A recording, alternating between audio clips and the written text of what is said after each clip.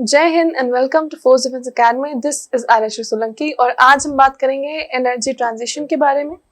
We all know what is energy transition, ठीक है, कि अपना नॉन रिन्यूएबल से रिन्यूएबल एनर्जी पे शिफ्ट करना, क्यों शिफ्ट करना, all the reasons and everything, but we don't know is what the government is doing to do that. ठीक है, तो अब हम इसमें गवर्नमेंट स्कीम्स भी डिस्कस करेंगे, एनर्जी ट्रांजिशन क्या है उसकी डेफिनेशन भी देखेंगे, है ना। वी विल डिस्कस एवरीथिंग कि इंपॉर्टेंट क्यों है, everything that comes under this. Energy transition क्या है?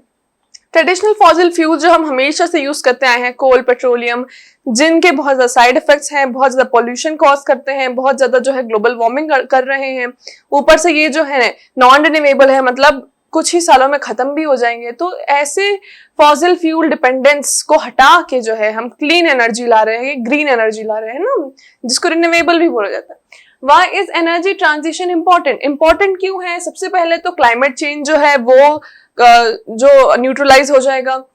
सस्टेनेबल फ्यूचर जरूरी है। सस्टेनेबल अगर हम फॉसिल फ्यूल्स की बात करें तो वो कुछ ही साल में खत्म हो जाएंगे, ठीक है, तो दिस इज नॉट सस्टेनेबल। दूसरा, इसके कारण बहुत ज्यादा नेगेटिव इफेक्ट्स, हार्मफुल इफेक्ट्स होते हैं, तो दैट इज नॉट सस्टेनेबल। लेकिन renewable energy, solar energy, water, अपना hydro power plant and all of this won't be going out of the system for millions years, है ना। तो हमको मिलियन से मतलब नहीं, हमको तो we just care about 1000 years coming forward. तो 1000 years तक तो ये चलने वाला नहीं है fossil fuels, but renewable energy will go. Burning fossil fuels releases harmful pollutants leading to respiratory problems। आजकल देखो जैसे बहुत ज्यादा कैंसर हो रहा है, बहुत ज्यादा लंग डिसीजेस हो रही हैं, बहुत सारे ऑर्गन कोलैप्स हो रहे हैं, तो this is because of the pollution that is in the air and the water. और वो पॉल्यूशन आता है फॉसिल फ्यूल से, तो वो प्रॉब्लम भी थोड़ी जो है न्यूट्रल हो जाएगी। रिन्यूएबल एनर्जी सोर्सेस में इन्वेस्ट करने से क्या हो रहा है? Important fossil fuels enhancing energy independence for the countries. तो अभी हमने कुछ ही लेक्चरेट पहले बात करी थी कि हमारी जो गवर्नमेंट है वो renewable energy, non renewable energy, दोनों ही प्रोजेक्ट्स में बहुत ज्यादा इन्वेस्ट कर रही है ताकि इंडिया जो है एनर्जी इंडिपेंडेंट बन जाए। ओके, तो rather than importing energy we should become the country that exports energy। इस कारण हम इन्वेस्ट कर रहे हैं। Renewable energy sources can help to meet the demand without exacerbating climate change। Okay, तो थोड़ा मेरा S और C का प्रोनाउंसिएशन का प्रॉब्लम होता है। तो रिन्यूएबल एनर्जी जो है उसका जब चेंज होगा तो क्लाइमेट चेंज तो of course it will be possible to combat only. तो इसमें वही चीज बताई गई है लास्ट पॉइंट में भी। अब आ जाओ चैलेंजेस ऑफ एनर्जी ट्रांजिशन। हर चीज में कुछ ना कुछ चैलेंज तो होता है गाइस। सबसे पहला expensive. As we all know कि रिन्यूएबल एनर्जी जो है उसको बार बार, जैसे हम फॉसिल फ्यूल्स, नॉर्मल पेट्रोल की ही बात कर लो, तो हमें बार बार जो है फुल टैंक करवाना होता है in order to run our vehicle. इसमें ऐसा नहीं है, इसमें ऐसा नहीं है कि हर रोज battery charge, that is an E vehicle, but इसमें ऐसा नहीं है कि हर रोज जो है सोलर पैनल बदलो, हर रोज जो है सोलर पैनल की मरम्मत करो, ऐसा नहीं है। बट जो वन टाइम इंस्टॉलेशन है वो कॉस्ट बहुत ज्यादा है। फॉर एग्जाम्पल सोलर पैनल है, हमारा हाइड्रो पावर प्लांट है, तो इसका जो पहली बार हम जो इंस्टॉल करेंगे वो प्राइस बहुत एक्सपेंसिव होगा, ठीक है। That is a problem. Technological limitation. अभी हमारी country is not that much technological advanced, है ना, तो उसके लिए टेक्नोलॉजी अपडेट करना जरूरी है। Environmental impact. अब देखो इसमें क्या क्या है, ट्रांजिशन अगर हम करेंगे तो भी एनवायरमेंटल इम्पैक्ट होगा। कैसे?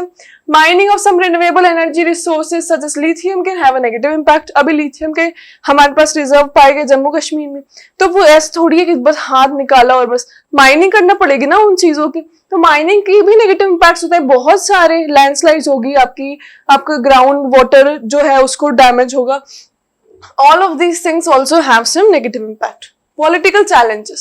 Transition to renewable energy can also encounter significant political challenges। कैसे? क्योंकि इनसे जो है गवर्नमेंट स्कीम के कारण वर्क करते हैं, है ना। बहुत बार ऐसा होता है कि बीच में जो है पॉलिटिकल प्रॉब्लम्स आ गई, गवर्नमेंट स्कीम्स प्रॉपर एग्जीक्यूट नहीं हो पाई, लोगों तक नहीं पहुंच पाई, आपस में पॉलिटिशियंस में डिसएग्रीमेंट हो गए, तो this also causes a problem in energy transition. But we are anyways overcoming all of this. हमें प्रॉब्लम्स हैं of course, but India is very brilliantly overcoming all of these problems, है ना। अब initiative सबसे ज्यादा इंपॉर्टेंट ये paper में भी आते हैं, इनके फुल फॉर्म ही आ जाएंगे बस आपको, है ना। तो प्रधानमंत्री उज्ज्वला योजना, PMUY, तो दिस वी ऑल नो, इसके पोस्टर्स भी देखते हैं।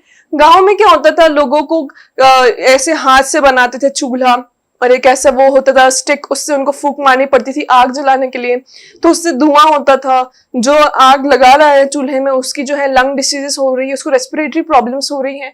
ये सब चीजें ना हो, स्पेशली फीमेल जिनको अफेक्ट होता है वो अफेक्ट ना हो, वो ज्यादा बीमार ना हो, इसके कारण ये योजना आई थी जिसमें जो है पुअर हाउस होल्ड को ट्रेडिशनल कुकिंग फ्यूल से हटा के ऑल्टरनेटिव मेथड प्रोवाइड किया जा रहा था। फेम स्कीम, ना उसका फुल फॉर्म क्या है? Faster adoption and manufacturing of hybrid and electric vehicle, है ना। तो ई व्हीकल अभी बहुत ज्यादा चलने में आए हैं, everything is going electric nowadays. तो इससे क्या हो रहा है, इससे अब कोई इलेक्ट्रिक व्हीकल से कोई धुआं, स्मोग वगैरह कुछ नहीं निकलता, तो दैट इज ऑल्सो गुड। ठीक है, अब अगला क्या है? National hydrogen mission. हाँ, दिस तो you all might be knowing कि government of India is working on everything कि हाइड्रोजन बेस कर दे उस चीज को, ठीक है, ट्रेन्स हाइड्रोजन बेस कर दे, सो दैट हाइड्रोजन जो है this is also a form of हमारा ऐसा सब्सटेंस जो कि ज्यादा पॉल्यूशन क्रिएट नहीं करता है, तो that is also beneficial. National solar mission, वही सोलर पैनल्स लगाना, इंडस्ट्रीज, फैक्ट्रीज और जो बड़े बड़े घर हैं जो केपेबल हैं ये करने के, तो उनको first of all we will start with the upper layer की जो केपेबल है वो इंस्टॉल करें, उनको पहले मोटिवेट करेंगे, उनको देख देख के then everybody will start installing solar panels.